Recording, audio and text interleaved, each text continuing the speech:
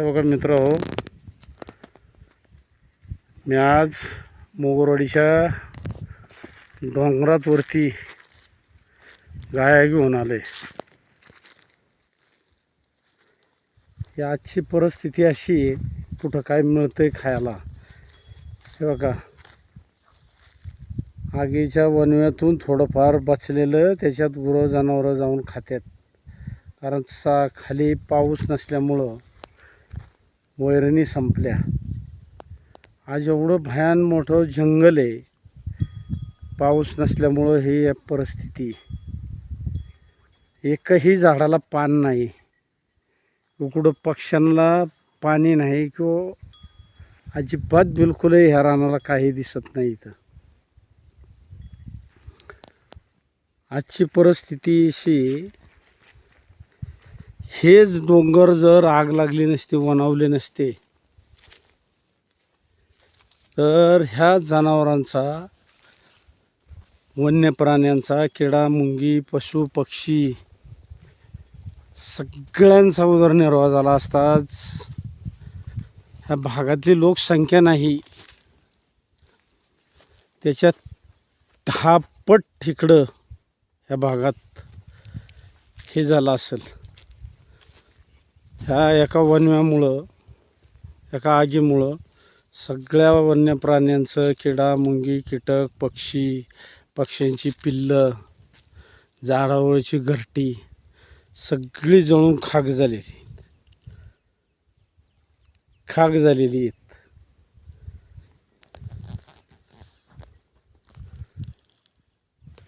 ही परिस्थिती याच.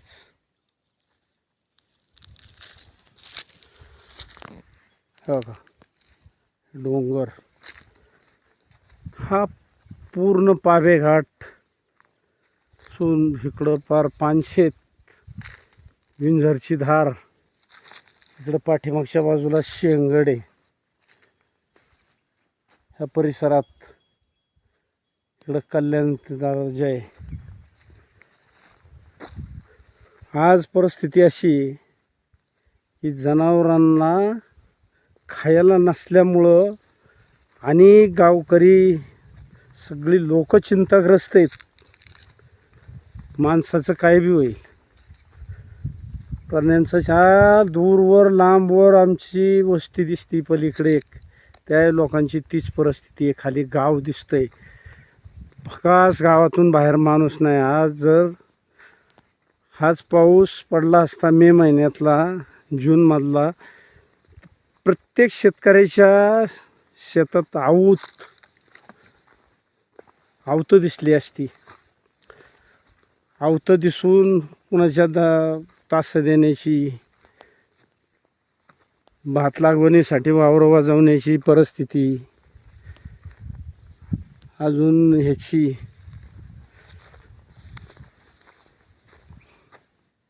कोण इकडं खेडेगावला मिरच्या लावणार, कोण काय भुईमुग पेरणार, जेवढे पेरणार. ह्या पेरण्यांची लगबग उगवून आली असती, उगवलेली त्याची खुरपणी चालू झाली असती. आज ह्या डोंगरात मी हिंडतोय, इकडं ह्याच रस्त्याने जर पाऊस असता, पाणी असतं, तर इकडं ही बघा खेकड्यांची बेळ आहे. तिकडून पाणी सरले की त्या खेकड्या बाहेर चरायला अशा बाहेर येतात सगळ्या. हा उंच डोंगर इकडं उरसळी, हा भाग, हा मोगरवाडीचा परिसर आहे. डोंगर हे सगळा वन्य ह्याच्यातून. आता मी जे चाललोय, ही खाली परिस्थिती अशी आहे की इथं कुठलं गदाळ नाही. एवढं जळून सगळी झाडं बिडं ही दिसतात ना आपल्याला, ही सगळी झाडं वनव्याने मेलेली आहेत. हे खरं तर वन विभागाची जबाबदारी होती की सुरुवातीला उन्हाळा चालू होण्यापूर्वी जाळपट्टा काढायला पाहिजे होता. तो जाळपट्टा काय न काढल्यामुळं कुठूनही दुसऱ्या गावाहून जरी आग आली, वनवा आला, 2-2, 3-3 दिवस रानं जळत राहतात आणि मग ती विझावणं शक्य होत नाही. हे बघा, हे असे मी ज्या वेळेला पावसाळ्यात इकडं जनावरं घेऊन येतो त्यावेळेला इकडनं चालता येत नाही. हे बघा, पाऊस काळात मुक्कामी लोकांची बैल जनावरं असतात त्यावेळेला हे बघा, हे शेण असं वाळून पडले, रात्रीची बसलेली जनावरं. ह्या काडक्या, हे उंच डोंगर, ही परिस्थिती. इकडं एकेकाळी ह्याची स्कीम आली होती, चर खंदायचे. चर खणल्याने काय होत होतं, पाणी अडून राहिलं की खाली पाणी त्याचा उशिरा निघून त्याचा खाली पाण्याला फायदा होईल, ही शासनाची संकल्पना होती. त्याच्यानंतर अशी रोपं लावली होती, झाडं लावली होती कोणची, ही गिलरशिडी. सगळ्यात विषारी झाड जर कुठलं असेल ते गिलरशिडीचं आहे. आणि तीच आमच्या ह्याला झाडं लावली, ती रानाला. आज जवळजवळ गावापासून मी 1.5-2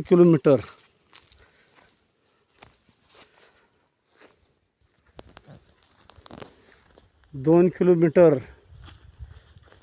आलो आहे असा इकडं. हे अशी परिस्थिती आहे. किती जनावरांचा ह्या माशीवर उदरनिर्वाह होत होता. खाली जर बघितलं तर पूर्ण असे शेणाचे हे पावठे आहेत, शेण आहे सगळं. खाली गाव आहेत, हे वर कल्याणचे दहार. खरं तर ह्या टायमाला पाऊस जर असता तर कितीतरी अजून असे पक्षी तरी दिसले असते, वन्य प्राणी कुठले भीतीने लांब पळाले असते तरी. पण मला कमीत कमी मोर, लांडुऱ्या, रानकोंबड्या हे तरी माझ्या निदर्शनाला कितीतरी आले असते. एक दिसलं नाही मला सकाळपासून. मी पार ह्याच्यापाशी आलो आहे वरती. हे बघा, हे समोर शेंगडचं टोक आहे, शेंगड. इकडं खाली दुरुकदरा, वडाळवाडी, खरमरी, ही खालच्या बाजूला इकडं गाव आहेत. मी चालतोय त्याच्यामुळं दम लागलं. एक एवढी जनावरांचा लगबग असायचा, गुरं किती असायची, दुरुकदऱ्याची, ह्याची, वडाळवाडीची, सगळ्या डोंगरांना गुरं असायची. पाऊस असता तर सगळा रान हल्ला असतं. हे बघा, एकही झाडाला पान नाही, सगळी मेलेल्या अवस्थेत आहेत. 1 महिन्याच्या पावसाच्या ह्याच्यात काय परिस्थिती होती. एवढी रानाला कारव आहे, कारव नाही फुटली. शेंगडच्या बाजूला ढग आलेले आहेत. ढग खाली काही धरणाचा भाग दिसतोय. इथून रिंग रोड चालू आहे. रिंग रोडचाही काही भाग दिसतोय ह्या डोंगरातून. ही भयान परिस्थिती आहे. हे का,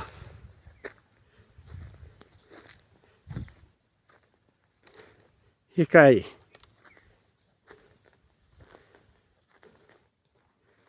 हे बघा खाली नदी, मोठा खोरा, सगळा परिसर एवढा लांब दिसतोय.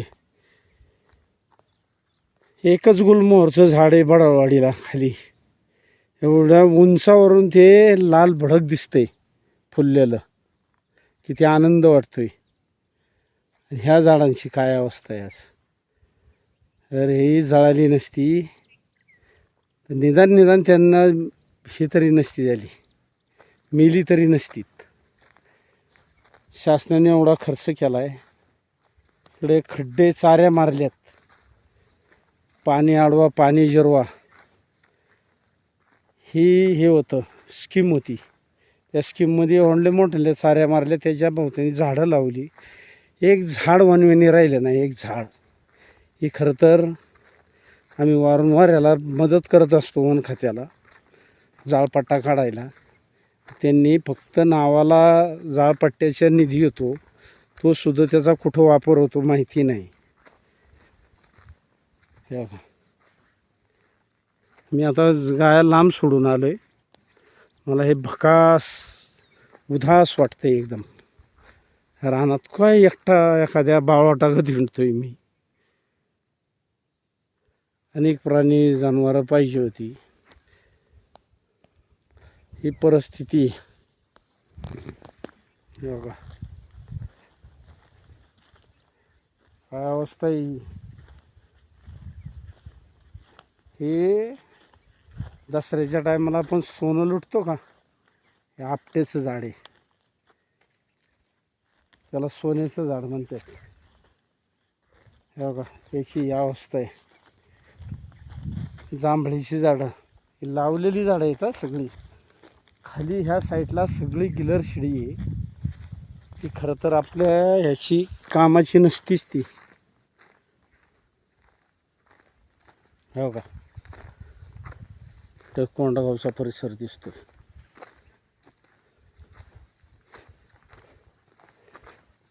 किंवा रानबोरीचं झाड आहे एक, त्याला पालवी नाही, नुसते काटे आणि मेलेलं झाड आहे ते. पाऊस पडला आणि जर पालवी आली तर माहिती नाही. लोक ह्याची झाडं दाखवतात, मव्याचं झाड औषधी असतं म्हणून सांगतात. हे बघा, हे इथं मव्याचं झाड आहे.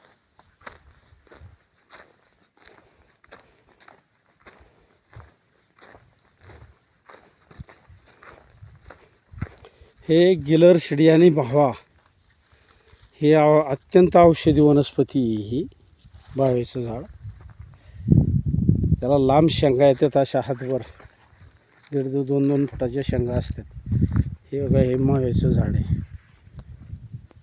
हे बघा, वांबळ आली, ढग आले, त्याच्यामुळं ह्या झाडाला फळं येतात. मोगरीचं झाड आहे, हे आवडीने पक्षी खातात. आताशी त्याला थोडी थोडी पानं फुटायला लागल्यात, अशी बारीक बारीक फळं येतात आणि ते पक्षी खातात. हे बघा, हे जंगलात तोरणीचं झाड आहे. तोरणी अशी करवंदा टाईपच असतं, पण ते पांढरं होतं, पिकलं की असं पांढरं होतं आणि लय गोड असतं. सकाळ सकाळ त्याला दिसायच्या आत मग मी असं पहिले पक्षी पाठपाठ किलबिल सकाळी 6 वाजता त्या टायमिंगला हे पिकतं आणि त्या टायमालाच मिळाली तर. हे बघा, आवळीच्या रोपांची परिस्थिती. आवळी आहेत. हे बघा, हे दिसतोय परिसर, काय परिस्थिती आहे. खाली आमच्या झाडातून गाव दिसतंय, खाली गाव. आता तिथं जाणार आहे मी जनावरं घेऊन पाण्याला. परत मी स्वतःला पाणी आणलंय, थोडं बाटली आहे माझी तिकडं, बाटली ठेवली मी.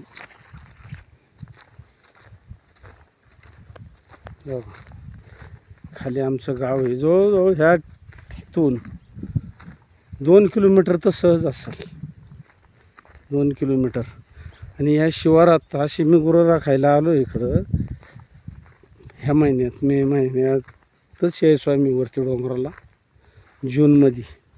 आता लगबग भात लावणीसाठी वावरं वाजवण्याची, भात कासरं वाजवण्याची लगबग असायची शेतकऱ्यांची. एक आवत नाही. यांनी पेरणी केली, पेरणी करून ह्या पक्ष्यांनी एक दाणा बी ठेवला नाही त्या रोपातनी. धुळवाप म्हणतात आमच्याकडे त्याला. तर धुळवापाने पेरलेलं 15 दिवस झाले, जूनच्या आतच पेरायचं असतं. कोरडी पेरणी भाताची, त्याच्यावर पाऊस पडला किती रुपये येतात. ते पेरून खराब झालं पीक, धान्य त्याचं. अख्ख्या कुठं शिवारात मी एवढ्या उंचावर आलो तर एक कुठं हे दिसाना, एक दिसाना कुठं आऊत शिवारात. अख्ख्या फुल भरलेली मालखेड नदी असायची, या नदीत आत्ता फक्त अगदी वड्यासारखं पाणी दिसतंय, वड्या टाईप. हा मोठ्या खोऱ्याचा भाग दिसतो इथून. रिंग रोडचं हे दिसतंय. ही परिस्थिती आहे आज. हे आमची एक वस्ती आहे तिथं पलीकडे. ती ह्याच्यात किती दिसेल काय माहिती. ह्या डोंगराच्या धाराला मी सरळ कॅमेरा धरला आहे. त्याच्या बाजूला धारावर पूर्वी आमच्या वस्त्या होत्या. मला आठवतं आहे लहानपणी, विंझरच्या आणि मोगरवाडीच्या हद्दीवर. तिथं आमचे घराचे ठिकाणे आहेत, अजून भिताडे आहेत, कोरड्या दगडीने रचलेल्या एकावर एक साईडने. त्याच्यात आत लोक राहायची. ह्याच्यात आमची पलीकडे वस्ती.